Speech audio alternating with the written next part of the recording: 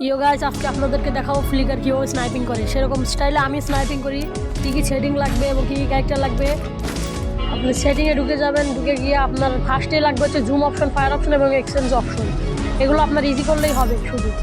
তো আমি ঠিক করে নিচ্ছি, আপনারাও এরকম করে ঠিক করে নেবেন। আমি জানি আমার মতো করে ঠিক করে নিচ্ছি, আপনারা আপনাদের মতো ঠিক করে নেবেন যাতে আপনার এই হাতটা ইজি হয়ে যায় সেই সিস্টেমে। তো ফ্লিকারের মতো স্নাইপিং করতে হলে ফার্স্টে আপনাদেরকে জুম করতে হবে, তারপর ফায়ারে ক্লিক করতে হবে, তারপর exchange, fire zoom exchange, fire zoom exchange. এই যে দেখেন আমি যেরকম করে করছি এরকম সেম প্রায় ফ্লিকারের মতোই। ফ্লিকার ভাইও এরকম করে স্নাইপিং করে।